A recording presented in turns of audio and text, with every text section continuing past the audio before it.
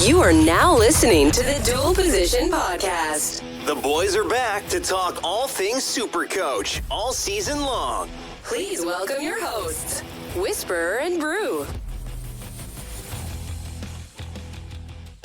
The bloody Gold Coast Titans, who knows what's going to happen with them this year? As a Roosters fan, Brew, I think it's pretty fair to say you guys got very, very lucky to escape the finals the way you did last year. If it wasn't for Patrick Herbert trying to be the hero, we could be talking about the Titans in a very, very different light. Obviously, the mishap happened. They lost a game they probably should have won. They scraped into the finals with a 10-14 record, but I do expect a bit of improvement from the Titans. Maybe not so much on the ladder, but definitely when it comes to the wins and losses. How are you, mate? First of all, listen here, mate. It was never in doubt, ever, as if Andrew Fifita, alone on the wing, was ever going to run over. Yeah, well, not Andrew, David, Andrew. Doesn't matter. Fucking, if David Fifita is not getting across any of the Roosters line, we had that in the bag the whole game, never in doubt. I didn't bead a sweat bead at all. Just quietly, though. Wash your mouth out, buddy. Were you shitting yourself? I was consigned to the fact that as soon as they got the ball back in that, 79th minute with 30 seconds to go and spread it wide, that we were completely tanked. You were cooked. And when it went over the touch line, I was just like, that is so Gold Coast Titans. Oh. And then I knew we were playing Manly, and I shut off the NRL season, and I didn't watch too much of that game. It was 12-0 after about 3.2 seconds, and Tommy Turbo in full flight. That's all she wrote. Yeah. But yeah, no, mate, I'm going all right. As I told you a few minutes ago, I had a dodgy kebab today, so I've got Mike Tyson in my guts throwing lefts and rights, but I'm here. And I'm here to talk about the Gold Coast Titans. The fun stuff. Yeah, mate, the Titans, look, last year, like a lot of sides, they crept into the finals with a 10-14 record. Not fantastic. I expect that to improve. They were 5-7 at home, 5-7 away. They scored 580 points. They conceded 583, which equates to 24.1 points for, 24.3 points against. So basically, scored as much as they conceded. So that would basically allude that they should have been closer to 12-12 rather than 10-14. They ranked 6th for points scored, but 10th for points against. So a side that can definitely put up the points, probably not a side that can defend. I think Justin Holbrook will need to address that this year. I think if they can push their defense up close to the 8th or 7th best ranking side, they could be anything. And in saying that, though, I've got them finishing in 8th, but I think that they'll be finishing in 8th with a better record. Look, I've got them finishing in 9th, but I think I'm being very courteous to them. I can see them finishing as low as 14th. Ooh, okay. I don't see them finishing. I am here to low. argue if anyone wants to argue. Yeah, I want to hear your reasoning as to why you think they're going to be as low as 14th.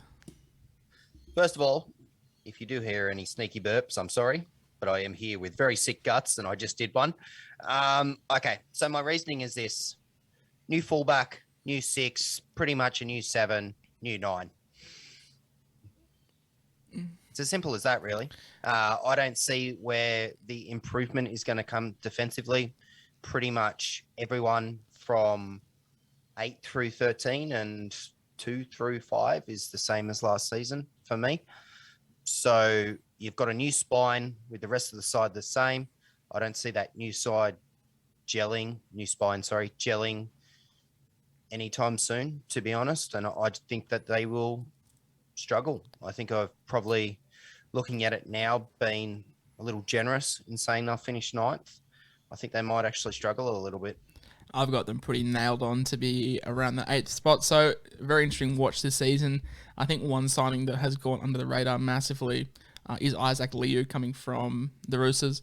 I feel like he's going to help this best 13 immensely. I've got him coming straight into the starting side. They've also brought in Paul Turner from the Warriors. They've got Aaron Booth from Melbourne, and they've got Will Smith from Parramatta, who I think is another handy pickup. I did forget that Will Smith did move, but he's a very, very good, solid 14, and he'll rival Tanner Boyd for that utility role. For the losses, look, they've got Jai Whitbread, Sam Stone off to Lee in the UK. They've got Jonas Pearson off to the Central Coast Capras in the QRL. They've got Tyrone Peachy off to the Tigers. They've got Fogarty off to the Raiders. They've got Ash Taylor to the Warriors. They've got Mitch Rain to Parramatta. And they've got Anthony Don off to the retirement home. So a few starters in that list of losses, but I think they've got enough coming through to cover that. I'm really keen on the Isaac Liu signing. As a Roosters fan, would you have liked to keep him? Or are you happy that he's going to be a main part of another side? Or where are you sitting with that one? Liu had a very successful career for the Roosters. I believe he's got 3 premierships. Very underrated player for the club. I wish he could have been a one-manner, but he has moved on to the Titans for, I guess, more of an opportunity.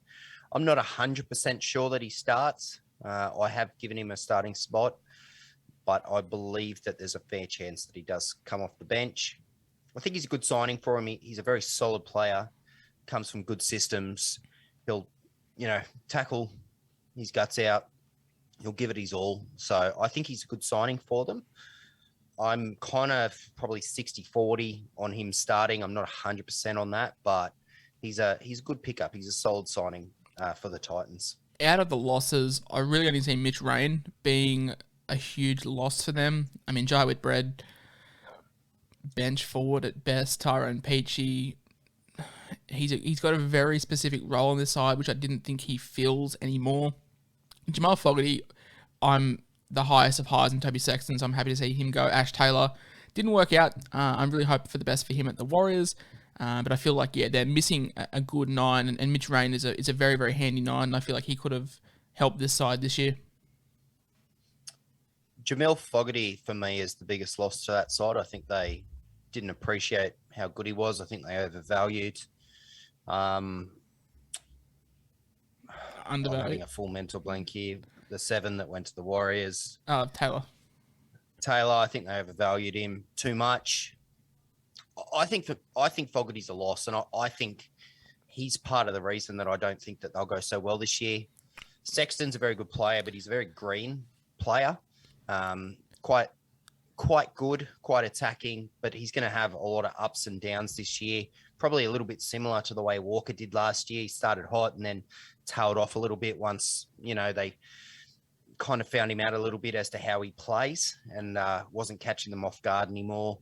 I think he'll be a little bit erratic with his SuperCoach scoring.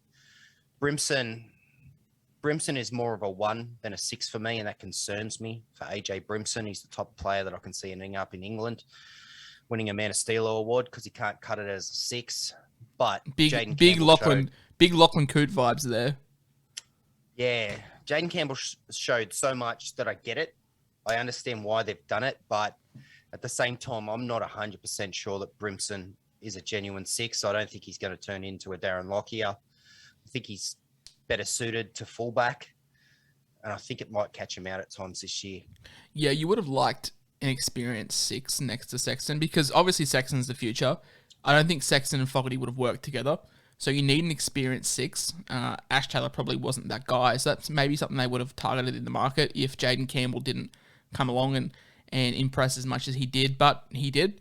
And he's locked down that number 1 jersey for me, and I think 99.9% of NRL fans would also agree that Jaden Campbell's in the 1.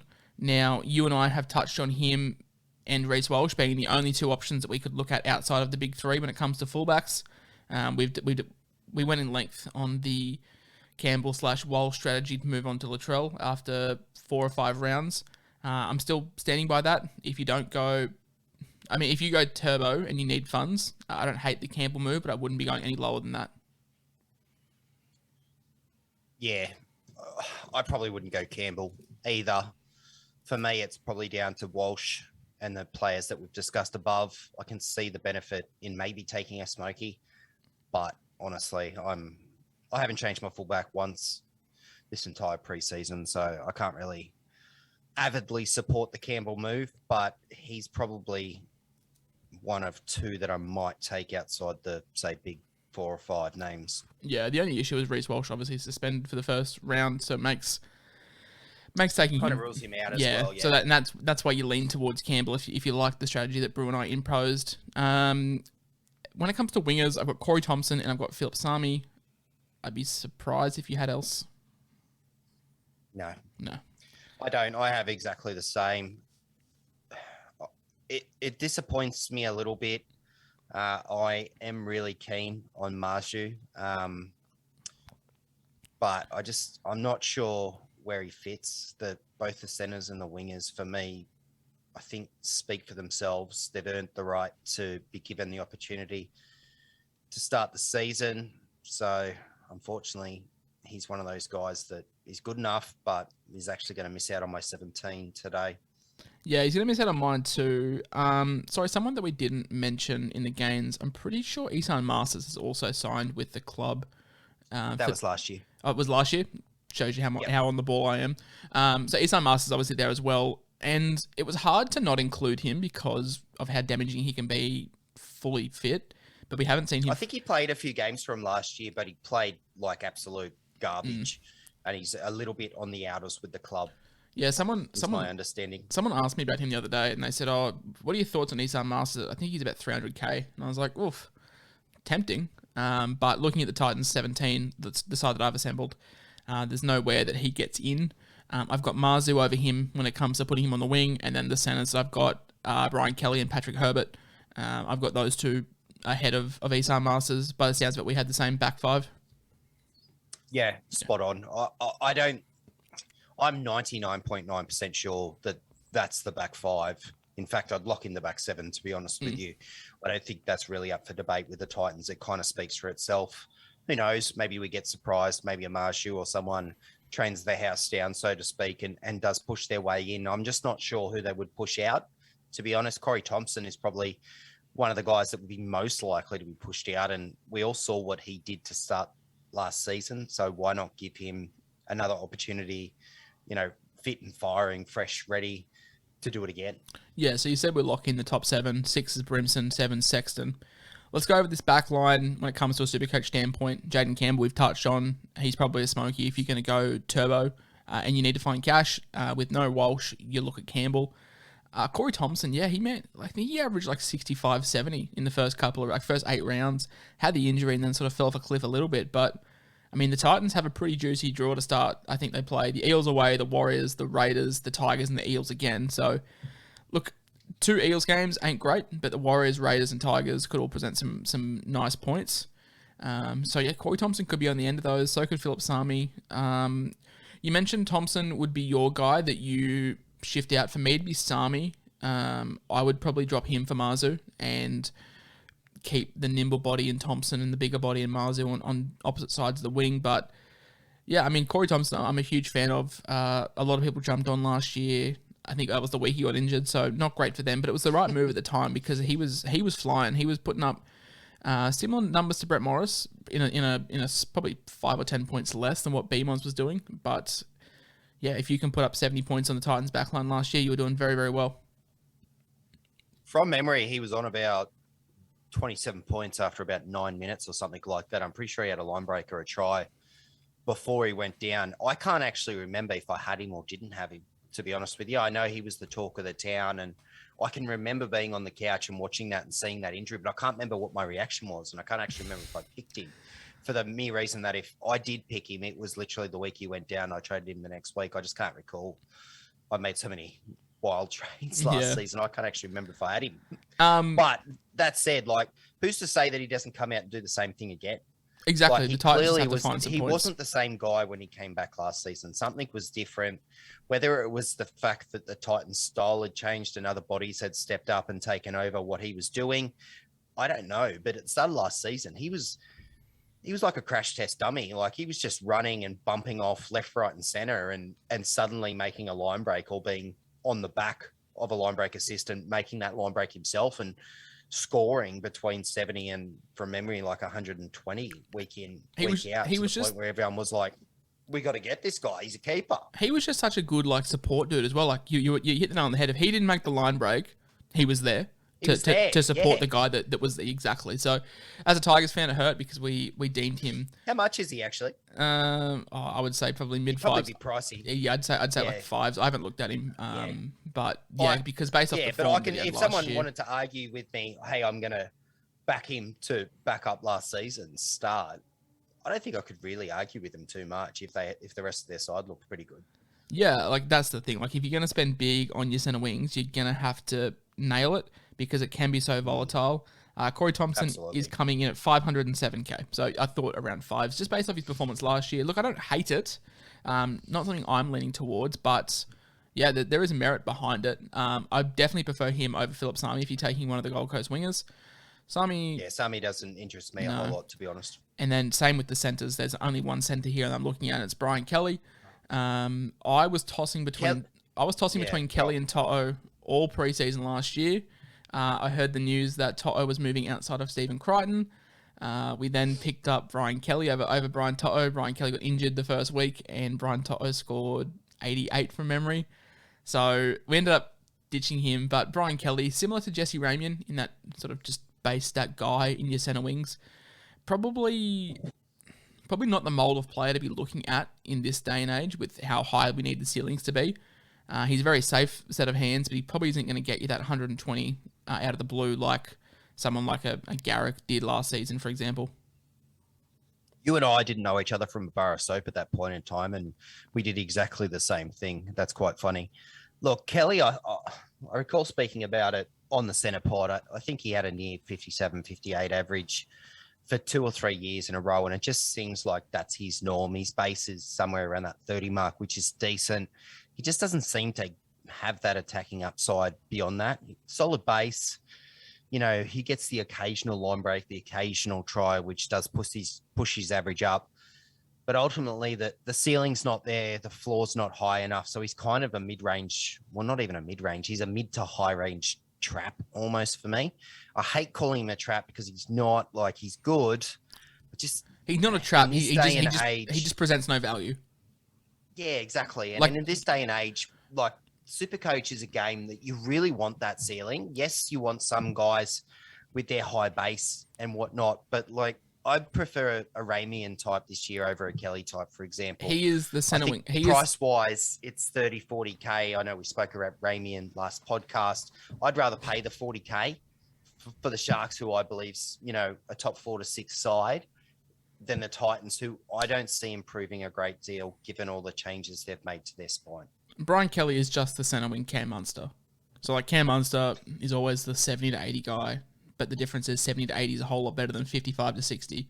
Especially for 150K more. I'd take the 60 to 70 every day of the week. So that's probably what Brian Kelly is. Nothing against him. If you pick him, it's a safe 55 to 60 points a week. Awesome. But just don't expect that huge score.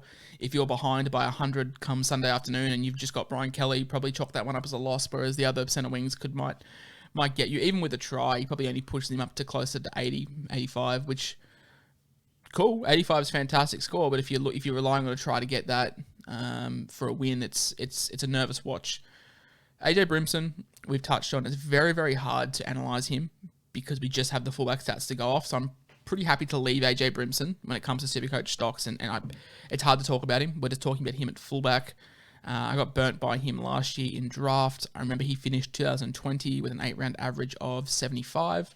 So we took him pretty high in draft and then came out like a busted last year. Jaden Campbell came in, took over, looked phenomenal, and shows you how high they rate Campbell when they've just putting him straight into the 1 slot when Brimson's been there for a while. Brimson is an origin player. He's I wouldn't say an older head of the club, but he's definitely one of the leaders they look to. So it's huge raps on Campbell. When it comes to Brimson, though, at 6, I can't tell you to buy him. I can't tell you not to buy him because we've got no stats to go off. My gut feel is to avoid. But the fact that he's available at 5'8" is handy. If anything does happen to Campbell, you can play a fullback at 5'8" in SuperCoach, which is always nice. Yeah, look, this is the definition of a coin toss for me. We know he's got talent, but we honestly, we don't know anything about this guy playing 5'8". And I personally think it's going to fail, to be honest with you. That's a gut call. I'm happy for anyone to call me out.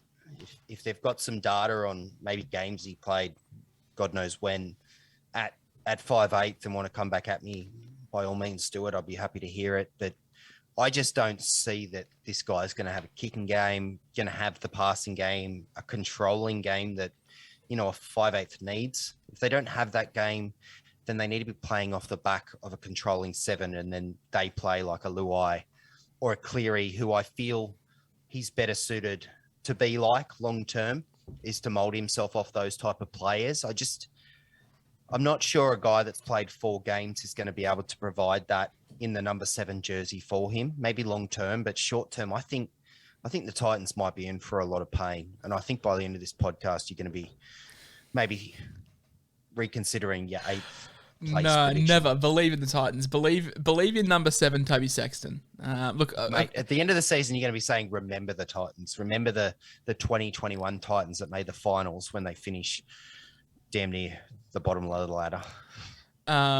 Look, you think of South and you look at like Cody Walker and Adam Reynolds about how they sort of split sides. They both take over kicking duties and whatever. 5th tackle options, I don't see the ball going anywhere near AJ Brimson's hands. It's going straight to number 7, Toby Sexton. My boy, the man I've spoken about plenty on this podcast. Yeah, you can give me all the 4-game sample size you want. Don't care. Average 62 in the 4 games. Kid's about 13 years old and look like an absolute star. You can point towards the fact that he only scored against the bottom sides, but that's kind of what everyone does. I mean, Turbo averaged 140 last year and only scored 70 against the top sides. So, like, no one is invincible to this. And that's what we want. If we have the Titans finishing around mid-table, we want him to be putting the beat down on guys that are lower than him. And, I mean, you can point towards the 32 against South all you want. That was 32 all in base. The bloke made like 27 tackles that game. The bloke is a machine, averages 24 tackles a game for a half. That's immense. He'll be goal kicking. Like I said, AJ Brimson ain't getting the ball come the 5th tackle. They're going to be looking to Sexton. I am huge on him at 400 odd K. I don't have the confidence in the Titans to... Anyone going SJ? Anyone going SJ over Sexton? Miss me with that. Take Sexton all day. I'd take SJ now. Just to spite me? Is that just to fucking spite me? I was really high on him a few weeks ago, but it's really, you know what's really funny? Like, and I guess I've noticed this since I've started doing more research because of the podcasts. Until you see the 17 in your mind, there's guys in your head that you're so keen on. And then when you look at the side as a 17, like Marju, I would have given anything to start that bloke this year. Now that I've drawn a 17, he's not even in the bloody side. It's the problem when you start... I look at the side and the spine, I sit there and go, actually, Sexton scares the shit out of me because this is a weak-ass spine. Now, I'm sitting here going, I called him 9th. I'm a bit worried they might come 12th or 13th looking at this side. Sexton's the man. Sexton's the guy. Look, in all seriousness, I probably won't even start with him. I'd probably end up pussing out and just taking Cleary. But I don't know. I've changed my strategy completely now. So I'm Sexton's really my keen. side. I'm really keen. I reckon Trindle's more of a chance now than, even though we did the Sharks last week. We just said he's on the bench. I've spent a good hour and a half this afternoon arguing for Hines on Twitter, if anyone saw it. And the more I talk about it, the more I talk myself into the fact that maybe Trindle will play 7. I hope he does, because if Trindle starts, it makes my life easier, and I'd probably just go Trindle. It just makes more sense beside Hines to have Trindle than it does Moylan, and it makes more sense for Moylan to be the 14 than anyone else, given they're saying that Connor Tracy's going to start centre. And I know this isn't a Sharks podcast, but people are firing me up when it comes to Nico Hines, and I'm starting to get a bit cranky about it. Good. Keep rattling. Everyone rattle Brew. Tell him why Nico Hines is such a bad play. Bring it on. All right. So we've rounded out the back line. Sexton, I'm keen on. You're not keen on Sexton. Brimson, we're both cold on. Sammy, we're both cold on. Kelly, we're both on. If you're keen, if you're keen to have a safe set, if you're keen to have a safe set of hands. Herbert, no. Corey Thompson, we can understand it, and Campbell, we can understand it if you need the funds at fullback. Let's move on to these big boys up front. Aaron Clark, all but confirmed as the 9. As the days go on, the Aaron Booth fantasy is slowly drifting away. They have 28 people in their side at the moment. They've got 2 spots left. Yeah, Aaron Booth is dead in the water, unfortunately. He was such a pipe dream. Pipe dream, exactly. It was exactly what I was going to say. He was the pipe dream. I've moved on to a new pipe dream, and that is Josh Cook from the Bulldogs. Because Aaron Booth is gone. I mean, Aaron Booth will be awesome for like come round 10 when Justin Holbrook realizes, oh crap, Aaron Clark sucks. is not that good. So let's just get Aaron Booth in. So round 10, we should have a cheapie emerge at hooker, which would be sick. So he's locked in. Look, Aaron Clark is 300k. He's going to need to play 80 minutes to even me bother looking at him. And even if he plays 80, I'm probably still not looking at him. He's just... my advice is, anyone that's picking Aaron Clark, you've got a couple of options. Delete the team. Find 80k and pick Reuben Cotter. Just take Josh Cook in the hope that eventually he's the number 9 at the Bulldogs and go hard out elsewhere. Or pick Kobe Hetherington. At least he's probably going to be there or thereabouts. Yeah. There's some honestly, other options. I don't see Hetherington starting. I see him more as a bench option. So probably will just score. pick Josh Probably Cook. will score just more. NPR it. Probably will score more off the bench than what Aaron Clark will playing 80.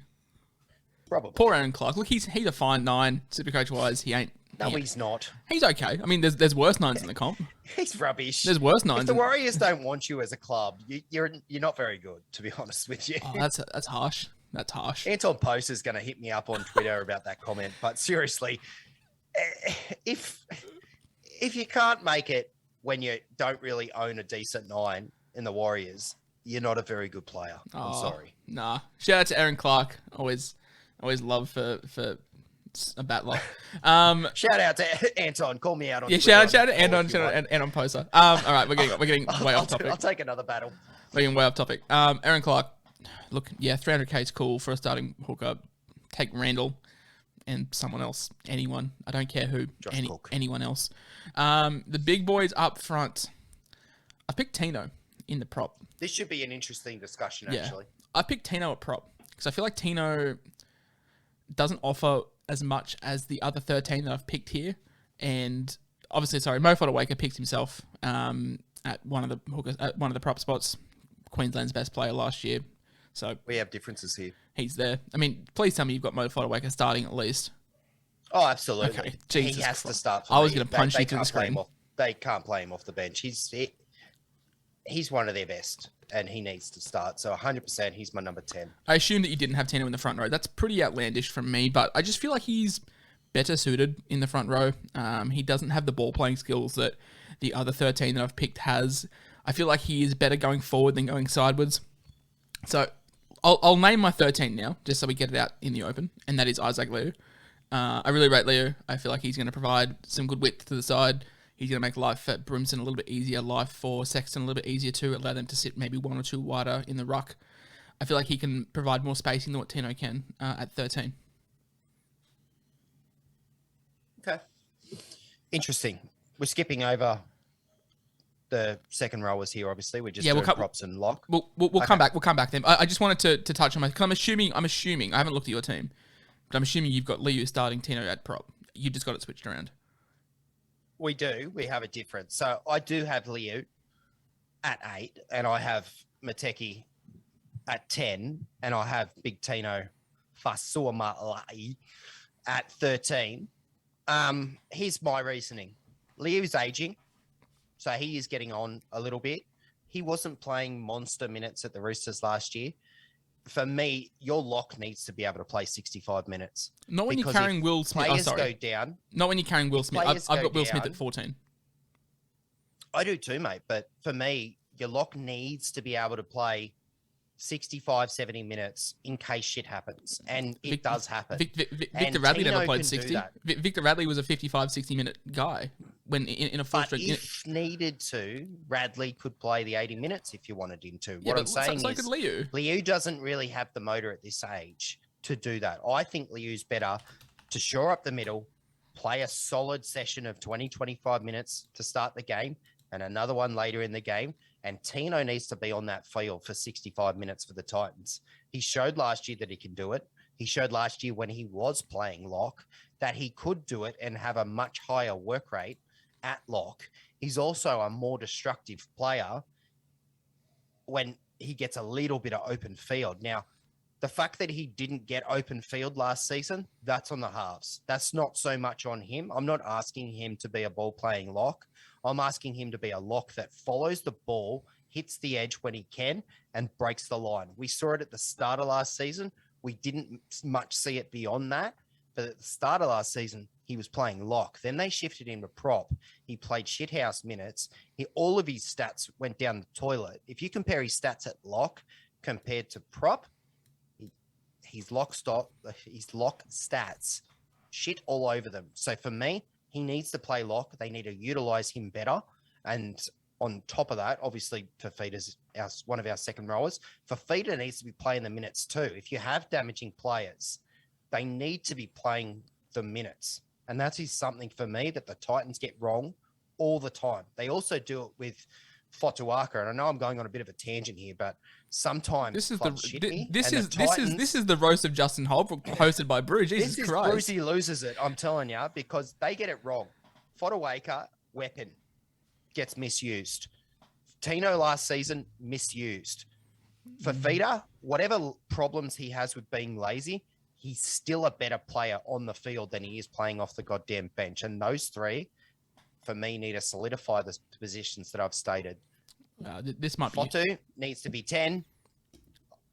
Liu can be 8, so that Fifita starts 11, not off the bench, and Tino plays lock. That's his position. This might be hot, but I think Tino... What's the mic? I think Tino... Here's my rant. I think Tino is quite overrated, personally. Come at me on Twitter all you want. Don't really care. I think Tino is quite overrated. I think people rate him far higher than what he produces because of Cam Smith. I think they think he's David Fifita, and he's not. He is David Fifita when he's got Cameron Smith giving him the ball. When it's Mitch Rain, he ain't. So also, I want Rain's gone, mate, and Aaron Clark, as we discussed, is an absolute number one hooker in the world. So Tino's going to be fine this year. I think you need to go back and do your research as well. Isaac Liu didn't miss a game last year. Averaged 60 minutes a game. Played 80 minutes. Played more than 70 minutes 8 times last year. The bloke has a motor. He is 30 years old, so 31 this year. I still think he can do a job when called upon. I just think he offers more versatility than what Tino does. No surprise that I've just shit on Tino, and then he said he can't play 13. But, I don't know. I don't know where to stand with this forward pack, because Mo Fotuaika is the out-and-out stud when it comes to those middlemen. No disputing that. David Fifita, I'm happy to give a part. He does nothing at prop. Who? I wish you told me we were going to fight about this. I would have come better prepared. This isn't the argument that I thought we were going to have. No, it's not even a SuperCoach thing. It's just a general footy thing. I feel like Isaac Liu. Oh look, I think Liu's Isaac not a SuperCoach option. I'm sorry, he's not. No. His scores were too inflated last year at the. If he was coming into the season at 380, 400k, there could be talk. But yeah, if he was starting. Yeah, played a lot of minutes last year under Trent Robinson with the injury, so his price is kind of inflated for what he'll do. I just feel like from a general footy sense, Isaac Liu can offer more as a modern 13 than what Tino can. I feel like Tino is a very good ball runner going forward. He'll make his tackles, make his runs, drop about 3 balls a game. It's what he does. I just feel like Liu, especially with inexperienced halves, is able to create more space for them. This is why I would have liked to see... People bag Tyrone Peachy, but he's a pretty decent 13. They shouldn't have dropped Peachy. No. To be honest with you. And Peachy shouldn't have wanted to go to the Tigers because the Tigers are rubbish. Sorry, mate. But Peachy did good things for them. The problem for Peachy was, it's like I've said with some of these other players, because he's such a hybrid, they just threw him everywhere. It's and he the couldn't Connor settle. Watson syndrome. That's what it is. I think Peachy would have started this year, to be honest. I think he honestly would have started at 13 at the Titans. He would have had a better chance to make the finals. I mean, the Tigers... ironic, isn't it? He probably would have. The Tigers are probably giving him a fat bag. That's maybe why he went. And if that's true, good on him. Go chase that bag, man. Footy short. I thought it was the Storm that gave fat bags, mate. But in all seriousness, go chase that bag. Secure your future. I get it. I just feel like you would have started at 13. You would have maybe played finals footy. I feel like he would have been a better fit at 13. We're going off on a tangent. This isn't the Tyrone Peachy rant. I don't know. I just prefer... we'll save Tyrone Peachy for the Tigers. I didn't think we'd spend 10 minutes arguing about Isaac Louis. But interesting. Okay. Also, yeah, I'm happy to give David Fifita a pass because I don't know how true this is or if it's just a cover-up, but he obviously was getting injections in his back. So if that's true... Don't say that.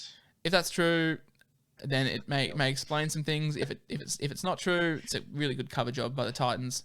And if it isn't true, this guy scored 400 tries last year and broke about 4,000 tackles and God help us if he's playing without needles. Okay, so let's talk Fifita, because we've rambled enough. Can we spend, 745k on Fifita? Like, if you see someone send their side to you and it has Fifita there, are you telling them to take him out? Or if you can find the funds, is Fifita worth having? Let me reword that. Is it worth upgrading Angus to Fifita?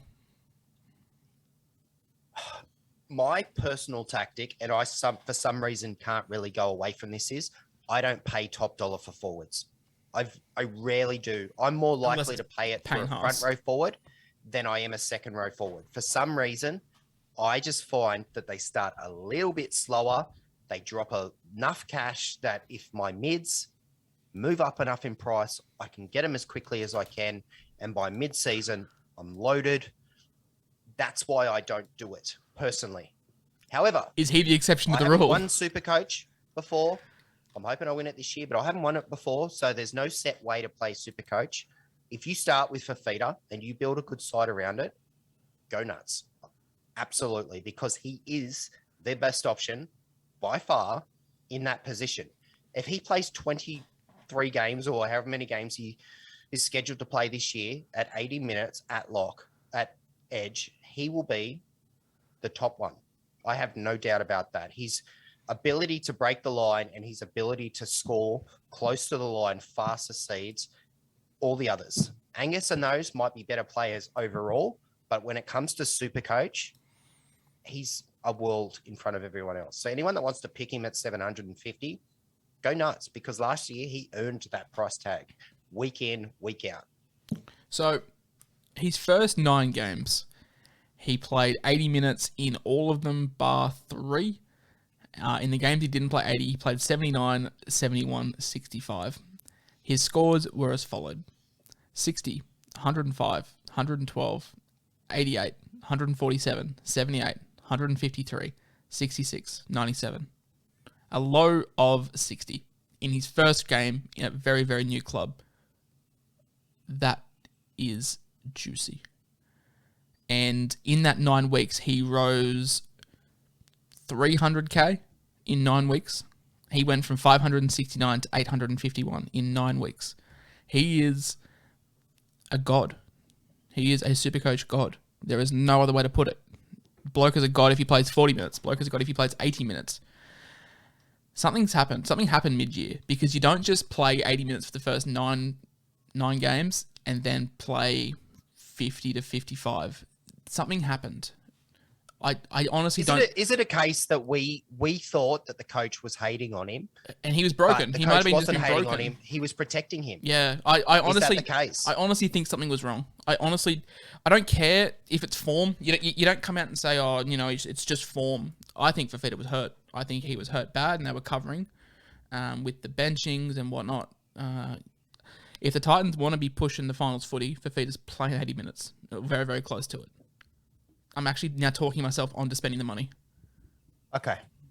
So, hold on. Let me fix one thing up. Yeah, I'm now talking myself onto Fifita, which, God, I don't know if I can. In 18-minute performances last year, I probably should have done this for the second row pod, but I thought that he spoke for himself, so I didn't do it. In 18-minute performances last season, he averaged 104 from 7 games. If I take that out to even like 65-minute performances. I am a computer whiz, so give me a second. Stalling for time. If I take this out to 70 plus minutes, I can even do 65 if you want. Yeah, do 65. Because I don't think 65, I don't think he's going to go below that. All right, so if I go 65 minutes plus, there is 12 games. And his average was 92. Incredible. Simply So over incredible. the course of half the season, effectively, when he plays 65 minutes or plus or more, he averaged 92. And Bru's about to go and change his side for them. Yeah, I feel like I'm about to go pull. I feel like I'm about to go God pull damn my it. side apart too for Fifita. Holy Why shit! did I do this? See, this is why sometimes I don't do stats on everyone. But Yeah. there we go. So, Okay, so- basically speaking, if he plays 65, which realistically should be the minimum minutes that this guy plays, Get him in. because he's on a shit ton of money every year and he's the best player in their squad, he averages nearly 100, which is like the third best in the comp. And people can say, "Oh, but he's just a try-scoring merchant." I think he's based. That's as much as as much as Teddy. I think he's base in power, which is a metric you and I love to use. His BP was 77, and that included his like scores off the bench. Like the bloke, he's pure base. No, he's not going to go out and make His 40. base is 43 from those 65-minute games. He's not going to go out. He's not going to go out and make 45 tackles, but he is going to kill about 6 defenders and score 17 offloads a game. He led the league on tackle busts per game. That was over Turbo as well. So the bloke had more tackle busts per game than what Turbo did. Shows you just kind of the form that he was in. I will never forget the try. I think it was against Newcastle. It was literally under 8 stuff. He was 10 metres out. They got a penalty. He said, "Give me the ball." He took the tap and just ran at Connor Watson and ran over the top of him. That was an afternoon game against the Knights, and I've never seen anything like that. He's a very, very destructive force. I'm going to have to do some research after I get off this to do it properly, because I can't see the columns properly, but I have a feeling his base plus power is nearly 70 points per game in those It's more games than that. where he played 65 plus. So if you want to give your thoughts on Fifita while I pull up his BP. I've got it as 77.66. Yeah, that's exactly what I have it as. And that's the thing. Like, he's not going to be a pure stat base merchant, but what he is going to do is ridiculous. He's going to rack up evade. He's going to rack up offloads. He's going to rack up tackle busts. He's going to rack up everything. Like, I don't think you can stop him. He's not one of these guys. Right. He's not one of these guys that you just figure out how to stop. So when we get off this podcast, David Fifita is nearly figure out how to turn our David Fifita is nearly getting me Fifita. off. I am. Oh Jesus, there's an ugly thought for the listeners. Yeah, I've got to find a good 250k to turn Madison. I think by I'm Madison. starting with Fifita. Into Fifita, so I'm going to carry the stud. I think. To all the listeners of the Dual Position podcast, I can now proclaim I am 95% sure I'm starting with Fifita. I might actually carry an extra MPR if I have to, just to play this guy. Yeah, his stats are juicy. Look, this podcast today has been a little bit rambly, but the moral of the story is we are now so keen on David Fifita. Look, and the benefit is, if you go these top dollar guys, they are very easy downgrades. It's not like All I'll say is that we're two guys having a chat here, basically, because there's no. Oh yeah, we don't talk about the these structure pods has gone at out all. the window in this podcast. Yeah, the structure was there for the positional pods because it was all about data and research, etc. This is just two people giving their opinions, basically, as you can see, and that's why we argue a little bit. That's why we're both talking about our teams and how we're getting David Fifita in about 10 minutes time. I'm making a live tweet. Oh, nice. As we speak. Yeah, sorry, this is us just rambling, but yeah, I guess it gives the thought process into how we build our sides, because Brew and I, we talk during the week, but we try and avoid talking Supercoach, so we have more to talk about on these podcasts. Yeah, during the season it will be different. For now. But yeah. Absolutely. But yeah, for the listeners, if Fifita's ownership percentage doesn't go up over the next, say, 3 to 4 days, I'm going to be extremely disappointed. Are you hoping we have that swing on the community? Oh, absolutely. You had a bit of swing on Connor Tracy, yeah. I got Connor Tracy. I saw he went up nearly 1%. Yeah, I got him up like 0.8%. So shout out to anyone that got on Connor Tracy, my ultimate pod. I think he went from 0.7% to like 1.4. So that's nice. I believe after the Warriors pod and the Roosters pod, I'm going to spike some people.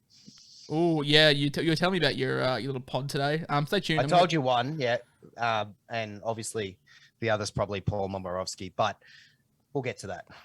The live tweet has just gone out informing everyone to buy David Fifita. So if you saw this tweet before the podcast, because we're recording today earlier, then you know what we're talking about. Mate, that's going to do it. The bench kind of speaks for itself. None of the guys I'm really keen on. Look, I've got Will Smith. I've got Will Smith, Jared Wallace, Sam Lasone, both firmer as my bench. Okay, I've got Will Smith, Bo Firma, Jared Wallace, Jamin Jolliffe. Jamin Joel, Same Sam Paul? Lasone, yeah, you can interchange the two of them. Yeah, and I've got Lasone as my 18. So pretty much our sides, our 18 men are the same. It's just in what order we play them. I don't see too many other players really pushing their way into that team. There's a few guys, Sam McIntyre. He's probably on the fringe. I didn't actually have Tanner Boyd in the side, and I feel bad for that bloke. Yeah, I just think Will Smith signed for 2 years, so I feel like he might get the start, coming also from a better system. Whilst I'm rambling, if I'm going to throw out a few names, you mentioned Paul Turner.